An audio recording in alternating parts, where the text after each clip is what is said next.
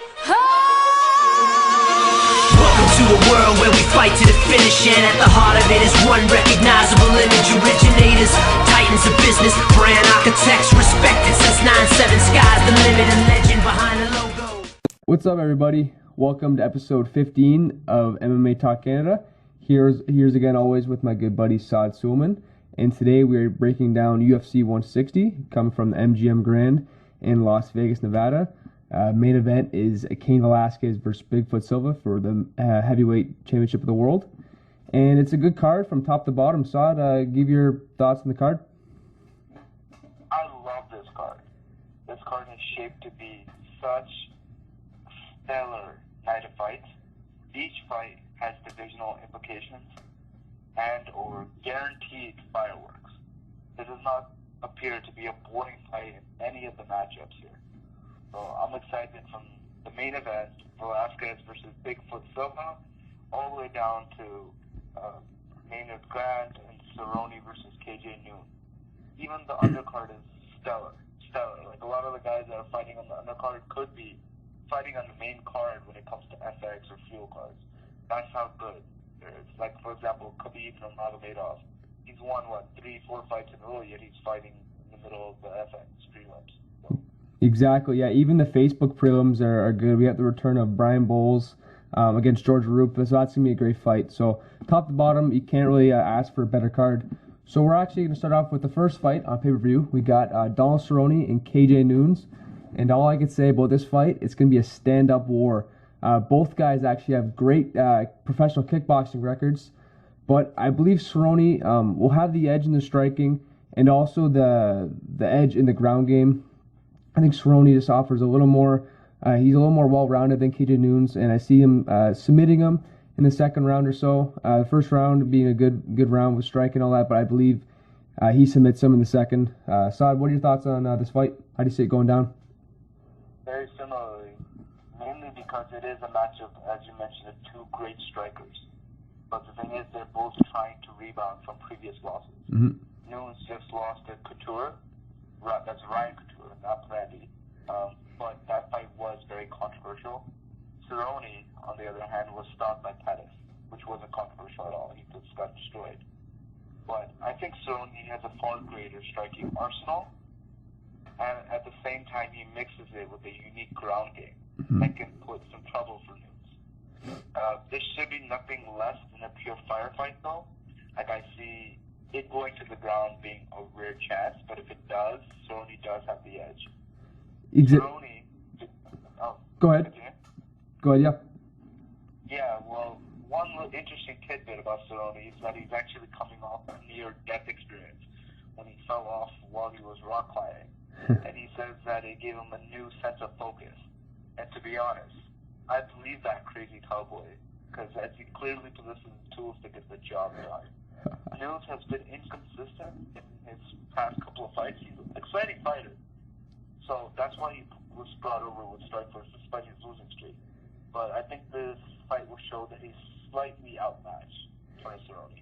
Exactly, yeah, and I that's awesome by Cerrone, man, having that near death experience, and hopefully he comes back a better fighter. And obviously he's definitely top 5 in the lightweight division. I see him getting a big win here.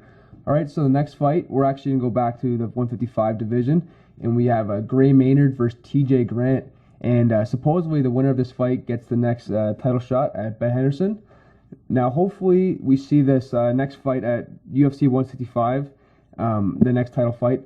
If TJ Grant wins, be more likely because you'll see Ben Henderson versus Canadian.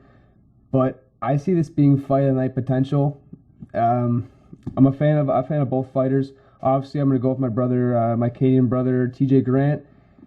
I see it being a stand-up war. Hopefully, I can Evan Dunham fight. It's going to be a good one. But I'm assuming Gray Maynard's going to try to go for the takedown. But we're seeing TJ Grant evolve as a mixed martial artist in every single fight, and I see him winning this fight by decision, and it's going to be fight night potential, as I said. Saad, how do you see the fight going? Spoiler alert, I'm taking Grant in this fight. And why?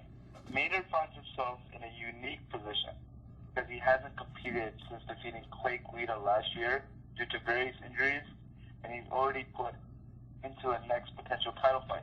The thing is, he hasn't fought in so long, so there's not really much data on him in the past year. That's a long time to be out as a fighter. Some people come back stronger, some people the same, some people less. Really can't judge it with Maynard.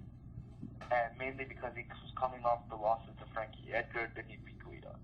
That's not, I guess, enough momentum to be put in this position, arguably.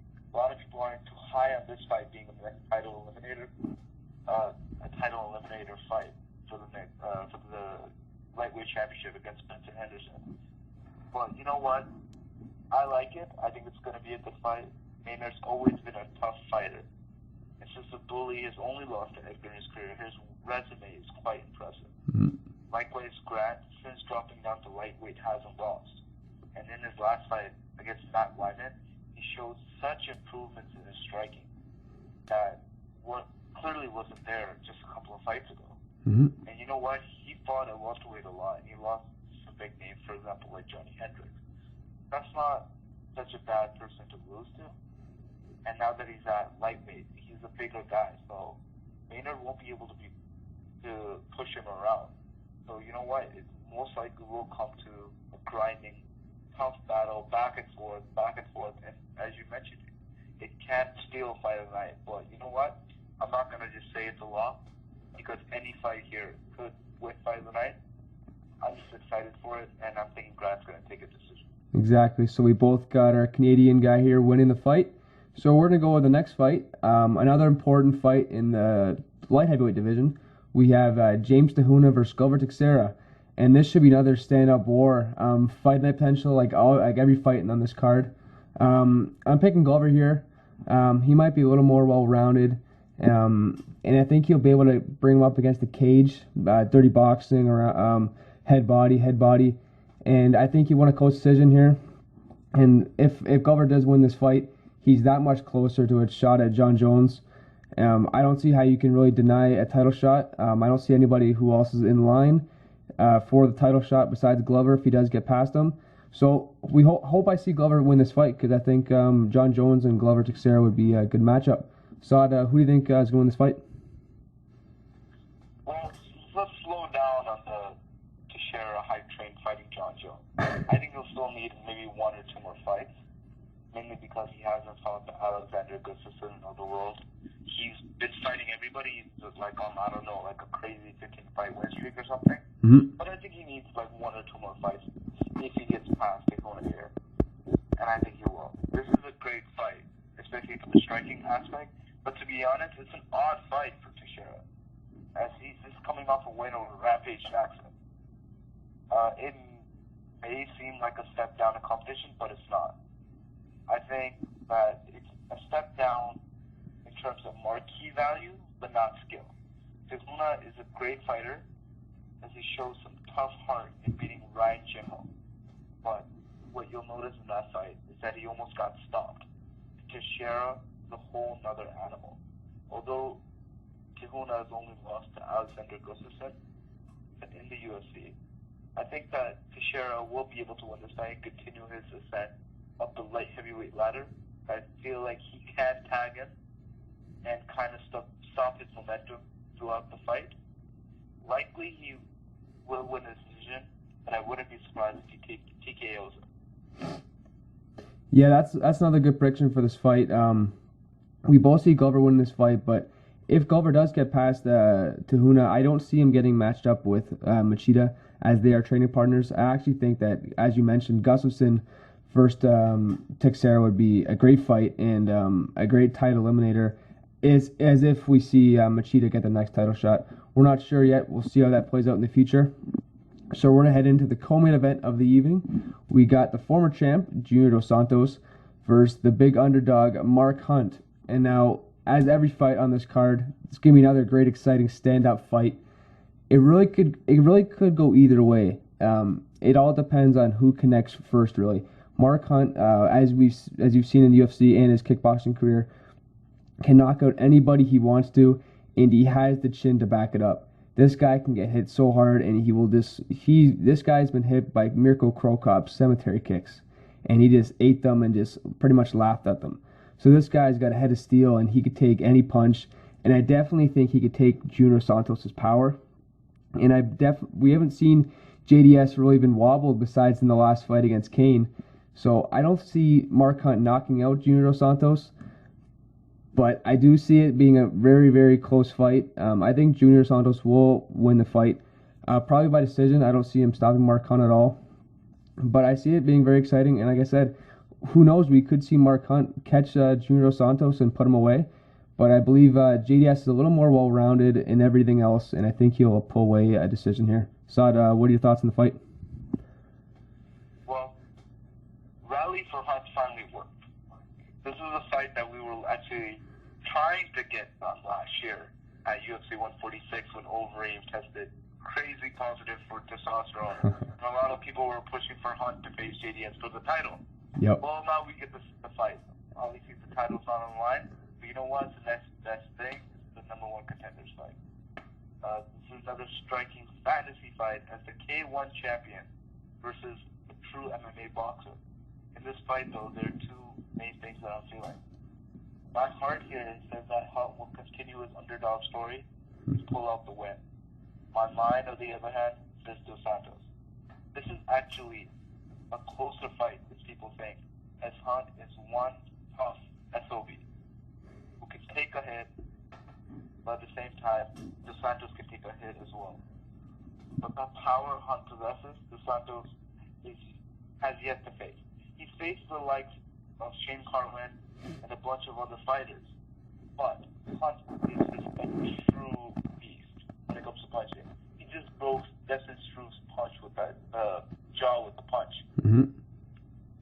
So only issue I think with Dos Santos is obviously, as you mentioned in the King fight, he put his hands too low against Velasquez. And if he does that here, that's really the only way I see him losing this fight. He keeps his hands too low. He gets overconfident and then gets hit by Hunt. Because you know what? Hunt is very unsuspecting. It's kind of like seeing Roy Nelson fight. You just don't expect this beastliness from, a guy of his stature, of his frame. But you know what? Hunt is the real deal. And he's really shored up the holes in his game. For example, his ground game was what was really lacking. He used to be submitted all the time. Like, his record is only 9-7. But if you look at his losses, they're all by submission. So, Dos Santos will be able to win this fight if he fights smarter. Being a former champion, I think he'll be able to do that. And he'll be able to pull out the win and set up a rematch with King. However, let's not count on Hunt. I'm really excited for this fight. I think Dos Santos is going to win, but you know what? Guaranteed fireworks. Exactly. I don't think there's any fight fan who's not excited for this fight. And like I said, this isn't the true number one contender in the heavyweight division. No one is in front of him, maybe besides Dino Cormier. But I still think whoever wins this fight will get the next shot. So now we go into the main event. For the heavyweight championship of the world, Cain Velasquez versus Antonio Bigfoot Silva. Now we have mixed we have mixed results on this fight. I have Bigfoot winning this fight. I see him coming through as the underdog. I see the first fight as a learning experience for Bigfoot. He didn't really get taken down by Cain. He threw a kick and he slipped, and Cain Velasquez just happened to take him down as Bigfoot was slipping. I do see Cain Velasquez being able to get the takedown in this fight, though. It's just a matter if Bigfoot can get up from the takedowns. If Bigfoot can get up from the takedowns, I honestly see him being able to knock out Cain Velasquez. He has the power to knock out anybody in the division, I believe. And if somehow he can rock Cain and get on top of him and ground and pound him, I don't see how Cain can get up from that. So I'm seeing Bigfoot winning by decision or maybe a late stoppage, but it can go either way as well. Cain can definitely do the same thing he did to Bigfoot in the first fight, but I'm leaning towards Bigfoot in this fight. I think he's learned a lot, having some UFC experience, beating big guys like Travis Brown and Alistair Overeem, beating them both in a devastating knockout. I hope Bigfoot can get the KO. I'm just not too sure of it, but I do see Bigfoot Silva winning the fight. Hopefully, I'm a big fan of Bigfoot, so hopefully he can get the win here. But as we said, we have mixed opinions. And Saad, give us your thought on who's going to win the heavyweight championship. Before I get to the fight, let me just say two things. A few notes here. Bigfoot's title opportunity in this fight is a product of circumstance. He beat Travis Brown after Travis Brown hurt his leg. He knocked him out, yes. Well, you know what? Brown kind of hurt his leg. That opened the door for a huge knockout. It was a thunderous knockout. I don't want to take anything away from that. It was amazing. It was sheer violence and beauty, all mixed into one huge combination. But you know what? Brown did get hurt. Secondly, Overeem is not the same Overeem he used to be. This is a non-testosterone fueled Overeem that he knocked out. And that was after Overeem controlled the fight for 2 rounds and just like kind of disrespected Bigfoot Silva. Bigfoot Silva possesses that power. So let's not count him out. But at the same time, 2 wins over great opponents, but he was mauled his last fight. So onto this fight, this is, as you mentioned, it's a rematch of last year's UFC 146 bloodbath. In all likelihood, I don't see how this fight is going to be any different than the last time out. Because Velasquez's wrestling is just way too good. Bigfoot does possess, as I mentioned earlier, that one-punch knockout power. So if he's going to win, he's going to somehow have to channel his inner Junior Dos Santos circa UFC on Fox 1 and land that huge punch, hopefully for the temple, and just watch King go down and finish him off. Mm-hmm. But that is so unlikely. I just can't logically make that pick. I think within the first minute, King's going to take him down. He hopefully will, as Bigfoot mentioned, his game plan is to avoid an elbow to the head because he thinks that's what pretty much ruined the fight for him. And I can see that. It looked like he could have continued to fight, but there was just too much blood in his face, and he wasn't even able to see in that last fight. But you know what? That looks bad. So I still think King's going to beat him. I'm not sure how necessarily, but it's going to involve a takedown somehow. Maybe he'll bloody him up again, but we'll see. But definitely Velasquez is going to win this fight. All right, there you have it, guys. That's UFC 160 for you guys. Right now, it's probably the best pay-per-view card of the year. Saad, would you agree with that? Oh, definitely. So far. All right, Saad. So there's the main card for you. Who do you got in the prelims? Well, let's start off on the Facebook portion of the card. You got Jeremy Stevens versus Esteban Payan. I got Stevens winning the fight. You got Brian Bowles versus George Roop. I'm picking Bowles. Stephen Thompson, that's Wonderboy Thompson, versus Nashawn Burrell. I got Thompson winning this fight.